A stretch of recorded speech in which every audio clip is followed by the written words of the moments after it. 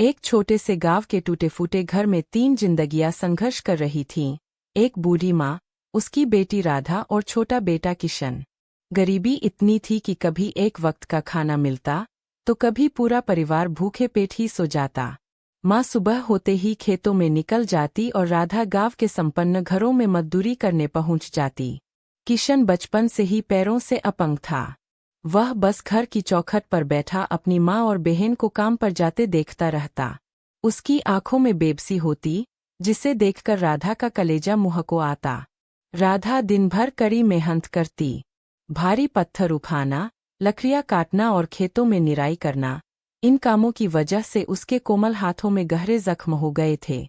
कभी कभी खून भी निकलता, पर वह चुपचाप उन जख्मों पर मिट्टी लगा लेती और फिर काम में जुट जाती।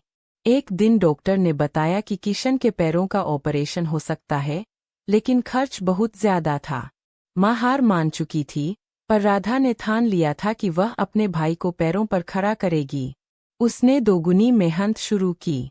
दिन में मजदूरी और रात में मोमबत्तियां बनाना। उसके हाथों के जोम कभी भर ही नहीं पाए, क्योंकि काम रुकना नामुमकिन था। अपनी हर जरूरत को मारकर, एक पैसा जोड़कर उसने आखिरकार ऑपरेशन की रकम जमा कर ली। अस्पताल के उस गलियारे में जब डॉक्टर बाहर आए और कहा, ऑपरेशन सफल रहा, तो राधा की आंखों से आंसू रुकने का नाम नहीं ले रहे थे। कुछ महीनों बाद, जब किशन ने अपनी बहन का हाथ पकड़कर पहला कदम रखा, तो राधा के हाथों के वो पुराने जोम जैसे अपने आप भर गए। उसकी मेहनत रंग लाई थी।